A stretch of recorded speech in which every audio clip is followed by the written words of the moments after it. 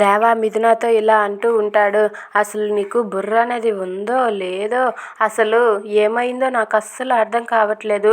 నీకెంత చెప్పినా అర్థం కావట్లేదా మహాతల్లి? అయినా నువ్వు మీ ఇంటి దగ్గర ఎలా ఉండేదానివి, ఇక్కడ ఎలా ఉంటున్నావు? నువ్వు ఇక్కడ ఇన్ని కష్టాలు అనుభవించి ఇక్కడ ఉండవలసినంత అవసరం నీకేముంది?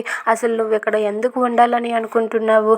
అది ఏదో నాకు బుద్ధి లేక, బుద్ధి తక్కువై నేను నీ మెడలో ఆ పసుపు తాడు కట్టాను. ఆ పసుపు తాడునే నువ్వు అడ్డం పెట్టుకొని ఈ ఇంట్లో ఎందుకు ఇన్ని కష్టాలు అనుభవిస్తున్నావు చెప్పు? అసలు నీకు బుర్ర అనేది ఉందా? నీకు అది కానీ ఉంటే ఇప్పుడు అర్జెంటుగా నువ్వు మీ ఇంటికి వెళ్ళిపో. మీ ఇంటి దగ్గర మీ అమ్మ మీ నాన్న నీకోసం ఎదురు చూస్తున్నారు.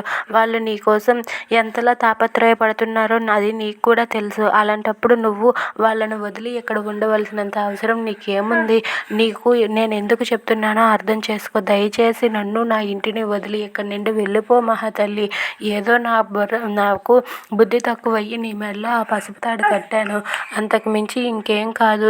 దయచేసి నన్ను అర్థం చేసుకొని నా మాట విని ఇక్కడి నుండి వెళ్ళిపో అని చెప్పి అంటాడు. అది విని మిథున అయితే ఏం మాట్లాడకుండా మౌనంగా చూస్తూ ఉండిపోతుంది. Thanks for watching friends. Please subscribe.